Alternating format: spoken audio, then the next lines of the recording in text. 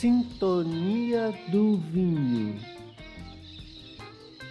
com Alessandra Camargo. Tintim. Vitivinicultura no Brasil. O início. No episódio de hoje, falaremos em linhas gerais como se iniciou o cultivo da uva e a produção de vinho no Brasil e os percalços pelos quais passou. Basicamente, falaremos do ontem nessa cultura que bem sabemos ser milenar, mas que aqui é uma jovem de algumas centenas de anos apenas. Em episódios anteriores, há informações referentes a esse assunto que já mencionamos, sendo que aqui vamos organizar e trazer mais algumas. E para começar essa história, precisamos voltar ao período da colonização feita pelos portugueses, lembrando que foi no ano de 1500, através de explorações marítimas, que eles descobriram a existência de parte dessas terras. Hoje, nossa pátria amada Brasil. Na verdade, voltemos um pouco mais só para recordar que o apreço pelo vinho era tal que determinados povos antigos introduziram a cultura pelas terras por onde seguiam a conquistar. E mesmo quando mudavam os conquistadores, estes levavam consigo o que lhes foi apresentado. Assim, quando chegamos em 1500, a Europa já estava inebriada pelo vinho. Outro ponto que devemos recordar é que, devido às condições de armazenagem utilizadas no período, o tempo e as dificuldades de cada viagem, o vinho não aguentava seguir por longas jornadas. Assim é que, pela própria Europa, foi necessário expandir a produção pelos territórios, ao invés de apenas levar o produto finalizado. Então, se dentro da própria Europa já era difícil para os povos levarem o vinho de um lugar para o outro, imaginem como seria seguir além-mar. Não seria exagero dizer que seriam decuplicadas essas dificuldades.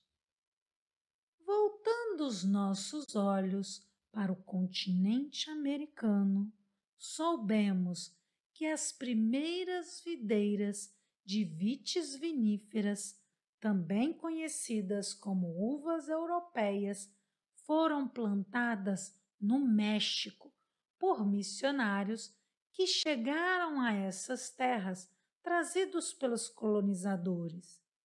Eles trouxeram consigo cepas destas espécies de uvas e ali iniciaram o cultivo para a produção de vinho, que eles usavam na Eucaristia. Lembrando que na Europa desse período, as abadias e monastérios eram grandes produtores de vinho, porque a partir do momento que esta bebida assumiu o papel simbólico de sangue de Cristo, eles começaram a cultivar vinhas em suas terras. Mas nosso foco aqui é o Brasil. Então sigamos aos pontos mais relevantes referentes ao tema que nos compete. A primeira expedição colonizadora, liderada por Martim Afonso de Souza, sai de Portugal em dezembro de 1530. Meses depois, chega na região que conhecemos hoje como Pernambuco. Depois, parte para a Baía de Guanabara e, em 1532, aporta em São Vicente, onde é então fundada de forma oficial a primeira vila portuguesa em terras brasileiras. Como expedição colonizadora, trazia pessoas para aqui se estabelecerem, ferramentas, sementes, dentre outras coisas, para que pudessem construir casas, fazer plantações, explorar riquezas, etc. Vinha com Martim Afonso nessa expedição o fidalgo Brás Cubas. Eu sei que você não o confundirá com o seu homônimo da obra de Machado de Assis, até porque, além deste último tratar-se de ficção, séculos os separam. Mas convenhamos que não é um nome comum, então um atrai o outro na memória. Voltando aos fatos, a questão é que Brás Cubas tinha experiência como vitivinicultor e trazia consigo videiras com as quais iniciou plantação nas terras que recebeu. Assim foram plantadas as primeiras vitiviníferas por aqui. No entanto, devido às condições adversas do litoral, o desenvolvimento de tal cultivo não foi bem sucedido.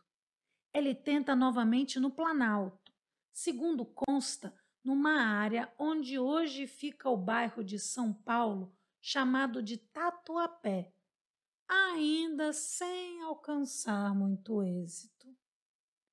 Em 1626, a vitivinicultura chega às terras gaúchas com o jesuíta espanhol Roque Gonzales de Santa Cruz.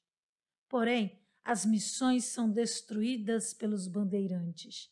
O domínio português avança pelo território brasileiro e em 1736 o rei de Portugal resolve que deve enviar casais para o assentamento da Barra do Rio Grande. 4 anos depois, imigrantes da Ilha dos Açores começam a povoar a região e eles tentam também estabelecer vinhedos, mas sem muito resultado, servindo apenas para um pouco do consumo doméstico. A partir daí, a produção foi crescendo, um pouquinho, porém, em 1785, a rainha Dona Maria I, a louca, proíbe toda a atividade manufatureira na colônia. Somente em 1808, com a vinda, ou eu poderia dizer fuga, da família real para o Brasil, Dom João VI, então o príncipe regente, revoga a proibição da rainha. O próximo fato de relevância no cenário brasileiro em relação à vitivinicultura diz respeito à imigração alemã. Com o incentivo de Dom Pedro I, imperador do Brasil, que há 2 anos se tornara independente de Portugal. Esses alemães instalaram-se em terras gaúchas e, como havia dentre eles interessados no vinho, iniciaram nos lotes coloniais que receberam uma vitivinicultura, mesmo que rudimentar. Foi enviado pelo próprio imperador um técnico italiano, João Battista Orsi, para a região, com o objetivo de incentivar a cultura da videira. Ele levou consigo grande quantidade de varas cortadas de videira para plantar. Essas varas de videira para plantio são chamadas de bacelos. Em 1839, o diplomata gaúcho José Marques Lisboa, futuro almirante e marquês de Tamandaré, em missão nos Estados Unidos, conhece grandes vinhedos que cultivavam uma variedade de uma uva americana, a Isabel. E assim decide enviar bacelos dela para o comerciante Thomas Messiter, proprietário da Ilha dos Marinheiros, que ficava em frente ao porto de Rio Grande. Ele se torna, então, pioneiro na formação dos vinhedos desta casta, resistente ao clima úmido e às pragas tropicais, sendo também muito produtiva. Por estes motivos, principalmente, foi se expandindo, inclusive para a Serra Gaúcha, para onde foi levada pelos imigrantes alemães. Assim, em 2 décadas, já era a uva americana mais plantada no Rio Grande do Sul, o que fez praticamente desaparecerem as castas de viníferas europeias. Em 1870, inicia-se a chegada de imigrantes italianos. Dizem que a maioria deles ficaram por São Paulo. No entanto, um grande número seguiu para terras gaúchas. Eles haviam trazido mudas de castas europeias e começaram a plantar parreirais. Mas, como já sabemos, estas castas tinham baixa produção, pouca resistência ao clima. Era nessa região que melhor se davam e, inicialmente, adaptaram-se bem. Mesmo assim, não lhes era o ideal. Então, havia muitas perdas, inclusive também pelo ataque de pragas às quais sucumbiam. A mais famosa, digamos assim, a filoxera. Lembra dela? Que foi levada para a Europa e lá dizimou toda a plantação. Apesar do desânimo, os imigrantes italianos não se conformavam com a situação e seguiam perseverantes, até porque o vinho era parte de grande importância em suas refeições. Então foi que, conforme nos conta a história, Tomasi Radaelli, patriarca de uma das 3 famílias pioneiras estabelecidas em Nova Milano, que é hoje o 4º distrito do município de Farroupilha, no Rio Grande do Sul, desce a Serra Gaúcha, como era necessário na época, para a compra de mantimentos, e lá toma conhecimento dessa espécie americana mais resistente e adquire alguns bacelos do alemão Jacob Russell, ou Ruschel, não sei como se pronuncia. De volta às suas terras, ele as planta e divulga a novidade para os demais colonos. A notícia se espalha e, com isso, deu-se o que é considerado um efetivo renascimento da vitivinicultura na Serra Gaúcha. Outro alemão que dizem ter fornecido mudas de Isabel aos italianos foi Germano Nel. E nesse ponto, alguns podem até se perguntar por que renascimento, já que os alemães seguiam com sua produção. A questão é que, além de bem rudimentar e mínima produção, não tinha para estes imigrantes a mesma relevância que para os italianos. Tanto que o que é considerado importante dos colonos alemães em relação a esse momento da vitivinicultura é o fato deles terem apresentado e fornecido as mudas desta casta americana para que os italianos, literalmente, as espalhassem.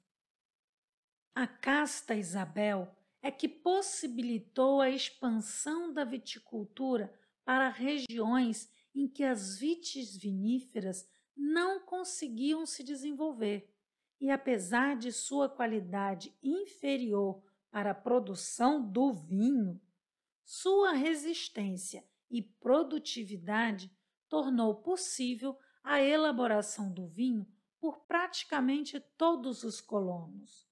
E assim, novamente, foi desaparecendo as castas europeias.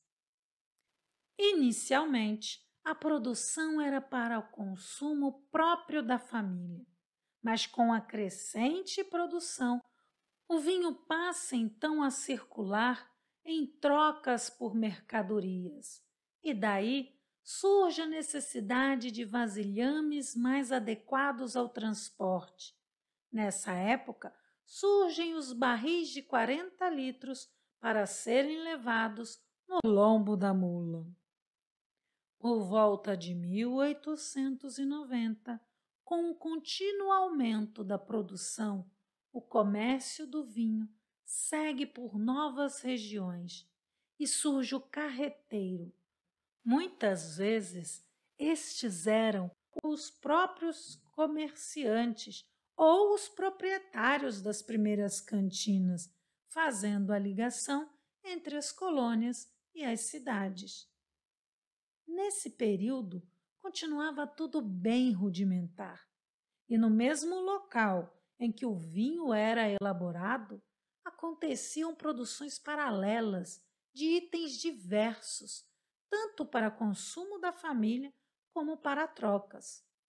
Com o crescimento da demanda, foi se tornando necessário locais exclusivos para o vinho, embora isso não tenha refletido numa melhoria no que diz respeito à qualidade do produto. Mas, como diz o ditado, é o que tem para hoje. Ou melhor, era o que tinha ontem.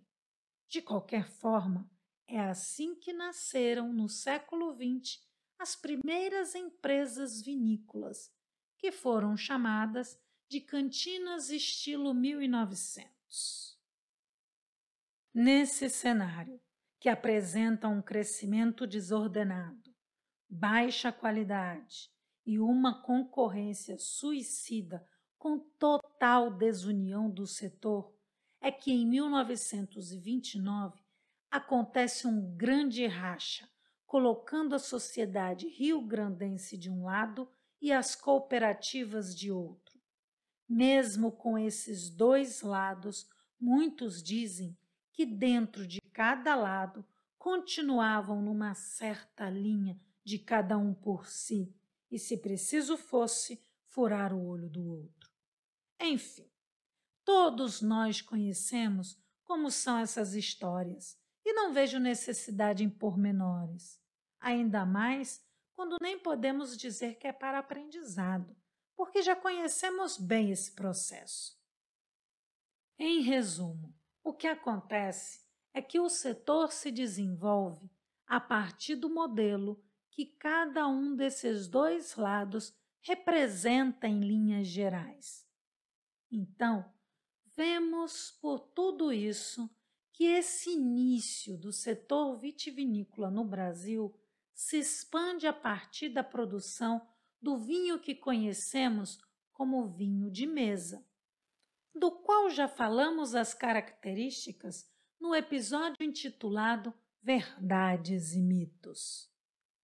Assim, também é formado o paladar brasileiro em relação ao vinho. Mas como nada é estático, é ainda no século XX que voltam a ser plantadas nessa região algumas uvas da espécie Vitis viníferas para a produção de vinhos finos, estimulando uma transição no setor, onde surgem novas vinícolas e linhas voltadas à melhor qualidade. Empresas multinacionais começam a investir no país e em sua produção, e nasce um novo modelo de negócio no setor, que são as marcas produzidas por terceiros. Então, temos produtores independentes, cooperativas e multinacionais, e que de diversas formas se unem em busca de ampliar os seus mercados, percebendo a necessidade de conquistar tanto o mercado interno, que tem seguido lentamente essa transição, quanto o mercado externo.